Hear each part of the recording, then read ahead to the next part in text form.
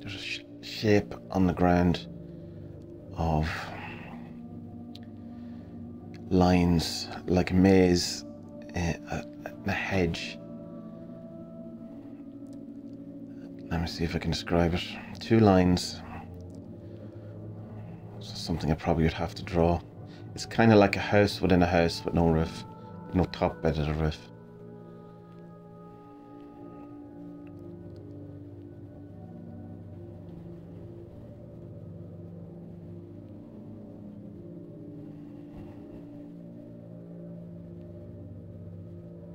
There's some spirals moving slowly counterclockwise.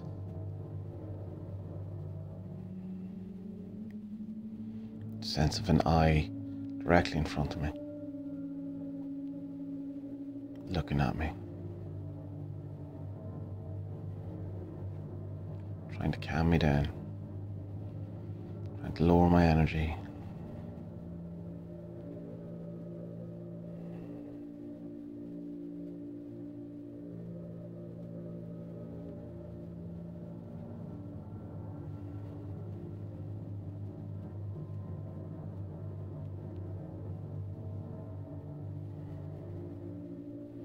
Guy writing at a desk. It's an older gentleman. He's writing with a fado. Again, it's similar to an earlier thing. He's in a room. His desk is angled towards him. The camera's moving around him. He has hair tied back, white hair tied back. Very similar to the old guy Dracula in the Gary Oldman movie, but not quite that.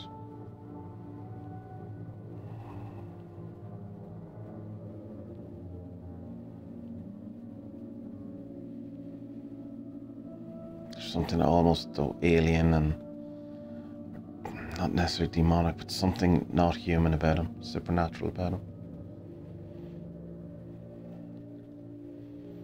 He's writing down a piece of paper. Movement around him is kind of making me a bit seasick. It's going left and right in circles. So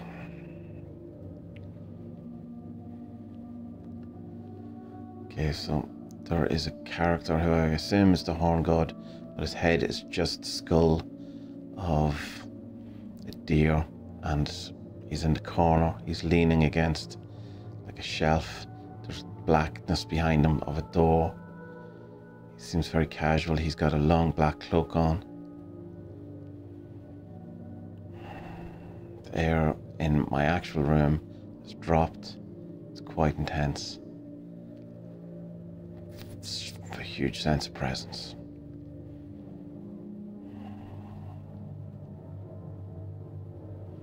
It's like he's got his arms folded, as if to say, so we're here finally.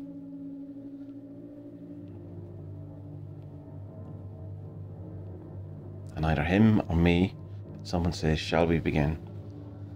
And why not? Let's do this.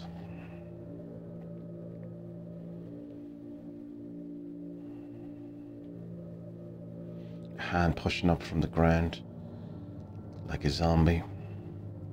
It's a clean hand. There is the most intense feeling of being looked, watched, as if there's a crowd of people around me, hunkered down looking at me in real life. So the hand's pulling out of, there's a guy coming out from the underground or from the soil, and he's walking onto the pitch, a football pitch, stadium that's at night. There's lights. He's very like John Bender, end of the Breakfast Club, but walking in the opposite direction. I can only see behind him. I can't see what he looks like, but it definitely has this John Bender feel, but he's more as if it's a couple of years later and he's done a bit of maturing, grown up, and he's like almost like he's a coach or an adult, or you know, like it's a different film or something, but it's like life has happened to him, but and he's kind of like cheering on or shouting at the people on the pitch.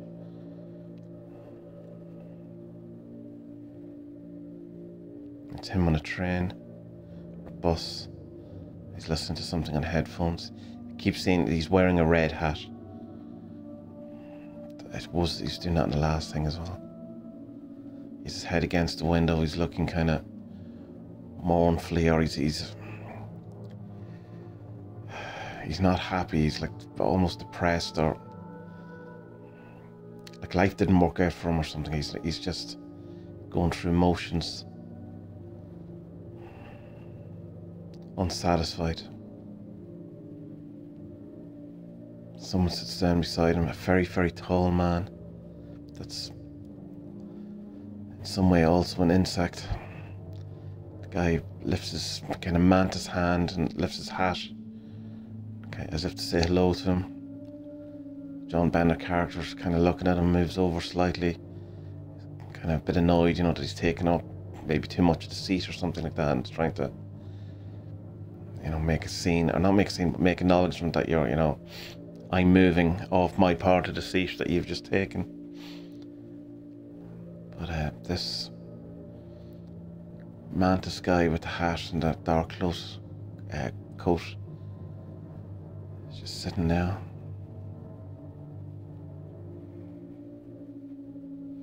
And he throws his hat at me, and I'm off that bus, train, or whatever it was, and I can see it from outside. There's a train.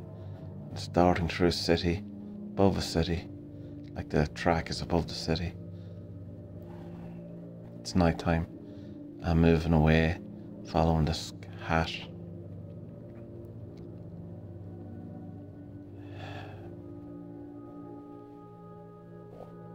Beside me now is Christopher Reeve, Superman, above the city. He's a bit like, while he looks like him, he's like a cardboard cut out of him though. He's very rigid. He's to my right. And that kind of passes away.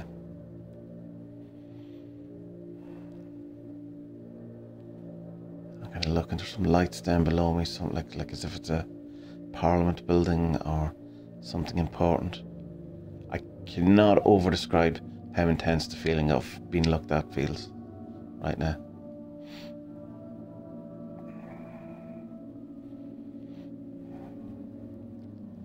So I'm coming down to this lit up area, and from the distance the light was kind of orange, and as I get closer it remains orange. The street's lit and the whole thing is kind of colourless other than this orange light. I'm down on street level. It's busy, there's cars, it's cobbled street, even the road where the cars are. And I'm walking down a hill or slope down. There's the sense that I'm also seeing the street from hundreds of years ago, or there's people with, 18th century clothes, to get the hats, the suits, cane. There's a horse carriage coming by, but there's also like a modern car parked on the side of the road. It's like the overlapping times. There's someone in the room there. It feels like someone's screaming right in front of my face. I'm very unnerved, but I'm brave. I'll stick with it. So I'm walking down, or going down this kind of a slope. The grey alien makes an appearance. He's just there in the background. He kind of spits something out of me, or throws something out of his hand at me. Almost like, it's like Spider-Man spraying a web, but something like that. Something's coming out of, like, as if he's spraying me with something as I pass. Some sort of fluid. I get down to the end and I'm round to a different part of the city. There's stone, trees in the stones. Like it's a very kind of city thing. There's a park to the left. On the right hand side across the road there's like office buildings, shops. Feels kind of quite, Italian or European, or some sort of European city.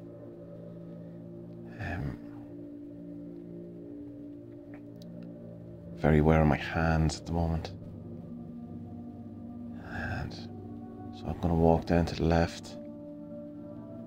Again, everything's in orange lights. Very weird sounds in the office around me.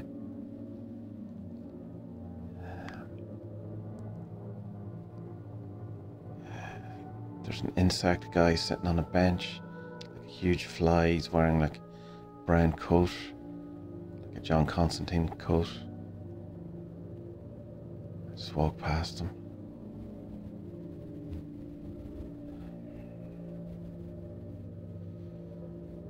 Walking down. A couple of people passing me. Quite nervous.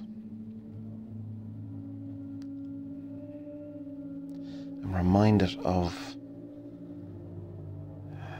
a visualization I used to have, which was started on the street and then went down into the basement into a room. And it seems like this is the same street.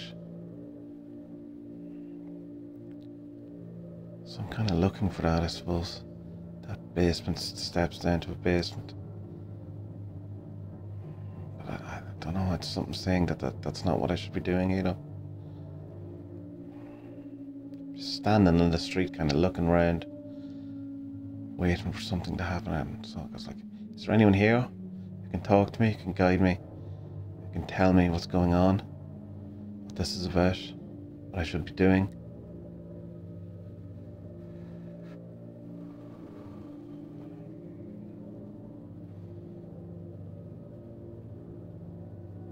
Face of like an old mummy, like an old person who's been preserved, dead body, but like well preserved, but you know, the shrunkeness and the skull.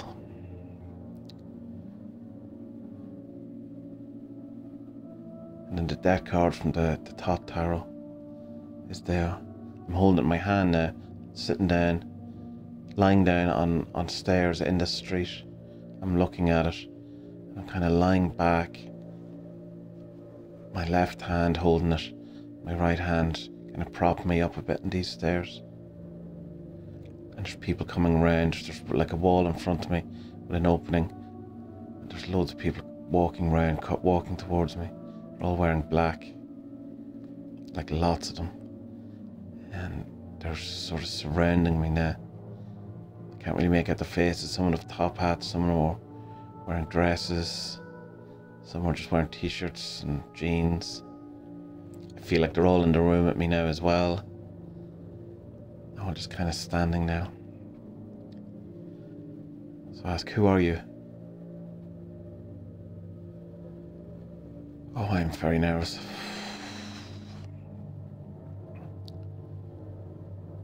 It's both like the innovation and the room have become the same thing. As if I'm right there.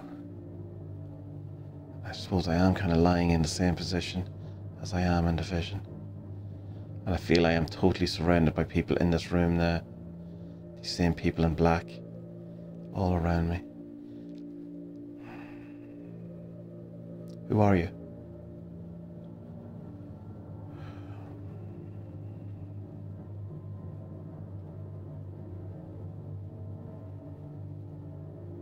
And I'm fully present in the room.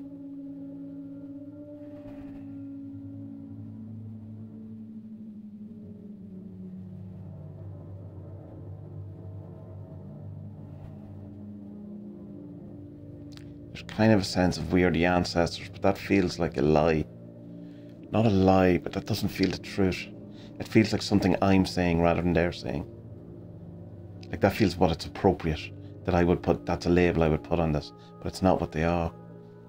And they're all walking away now. Someone's throwing stuff on the ground. One guy threw a card on the ground. So I'm down picking it up. It's the 2 of hearts.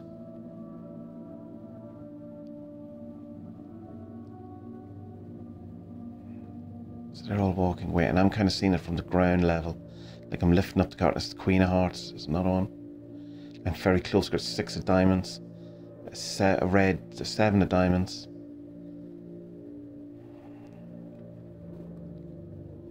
Like I'm very close to the ground, and like as if I'm sneaking a look at the cards. And the horn god's right behind me now. He has a staff. Big. There's a guy with a white hood. Black cloak with a white hood. He has a flaming torch. Also like a staff.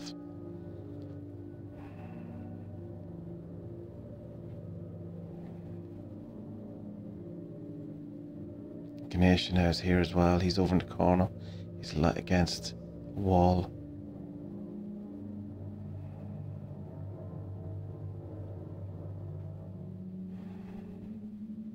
The protector's here.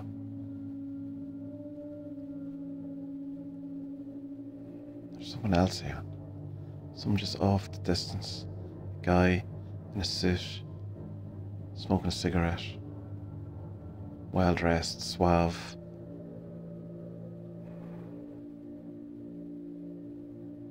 This is the guy who's been behind it all.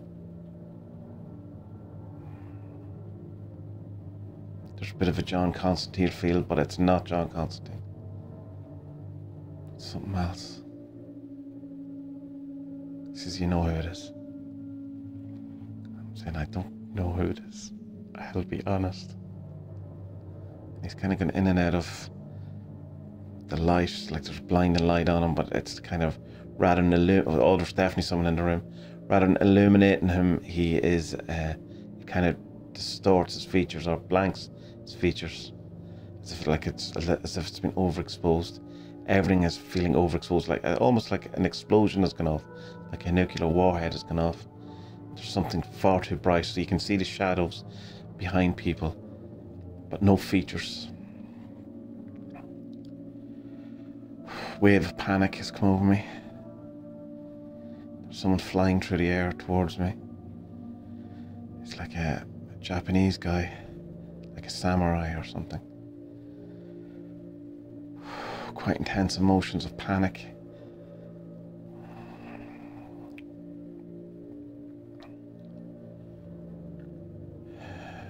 Just kind of faces. Oh, I'm still in this square place. It's kind of in and out, but I know that's where I'm situated. Laughing faces, distorted faces. Everything has that quality of being either pure white or pure black. Like everything's overexposed and can't see any details.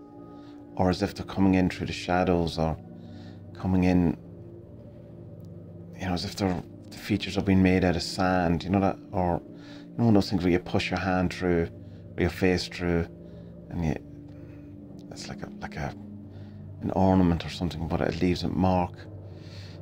Very, very aware of things being close to me.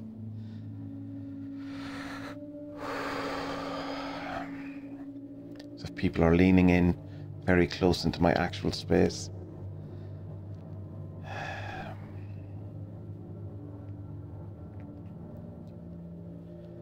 So I pick up another card off the ground, and it's kind of, the face of it has been pulled off slightly, where it is the 10 of diamonds, but underneath it is a black and white jack, maybe a joker.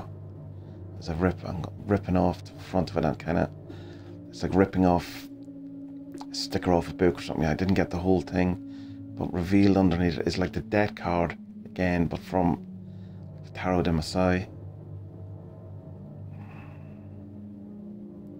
So the 10 of diamonds has been disguised, or the death card has been disguised as the 10 of diamonds, or the 10 of diamonds is really the death card or something. And I flung it up, the card up into the air.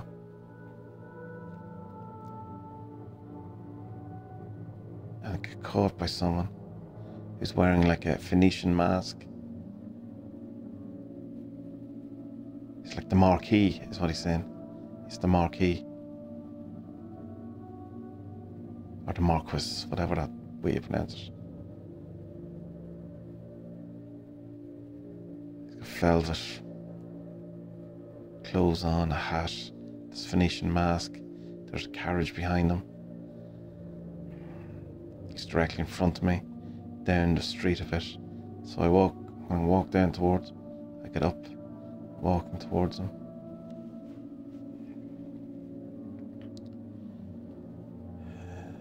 it's as if I'm walking towards a waterfall. Or something being poured into like milk being poured into a barrel or something. Again, wave of panic, waves of almost nausea there. It's like being on stage or something. It's like standing up in front of the classroom, having to give a speech or something like that. It's like being watched by a load of people who are expecting something of you, or I don't know, not quite that they don't like you, but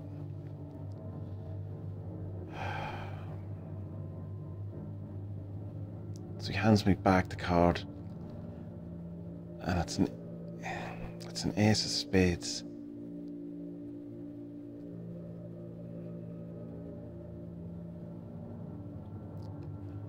Oh, it's kind of like an upside down heart, actually, a black heart. So he spins it right round. He's holding it, he's gripped in his fingers, all 4 fingers.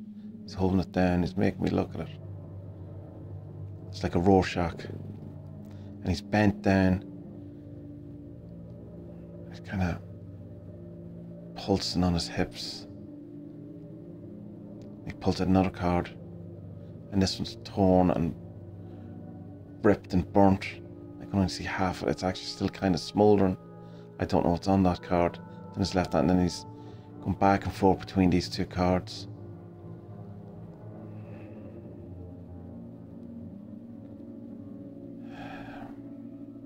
There's an acorn. It's turning into a microphone.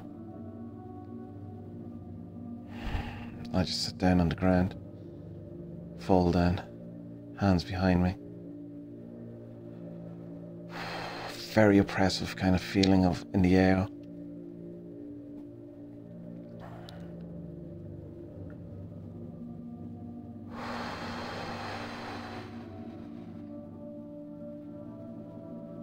Someone's telling me to look in the room. Right, I can't see anything in the room.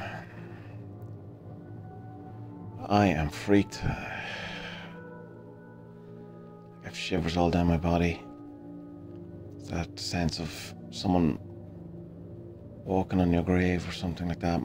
All the hairs on my body are standing up.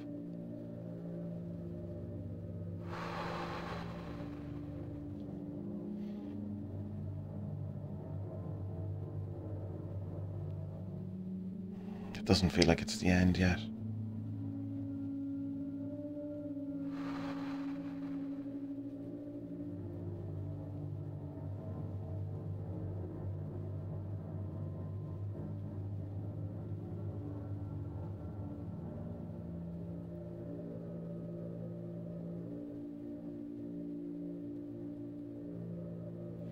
And there's just kind of a thing of the message or the end comes later.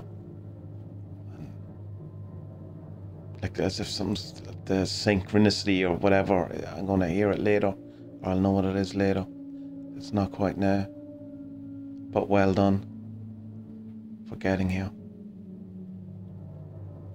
Proud of you.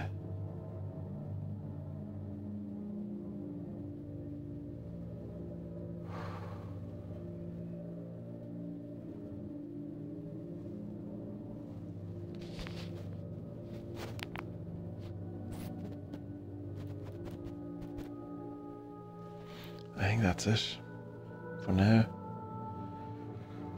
That was quite intense. Pretty cool though, pretty groovy. Yeah, a big one of the big ones. Still shivers down my spine, or tingles down my spine, whatever. My hands are a bit numb as well. At the beginning of this, my cat came up and sat and lay between my legs. And I will tell you, I'm quite glad he did that. Okay, that's it, folks. That's the end of the 30 Scrying the 30 Aethyrs. I wonder, does anyone actually get to the end and has listened to all of these? If you did, thanks for coming with me on these journeys. Worth doing yourself. Yeah. And if I do get a message later, I'll leave it in the description below. I'm both really nervous, freaked out, and really excited, and kind of elated, but also a bit, I know, all the emotions at once right now. Yeah. It's always still exciting when the magic works, right?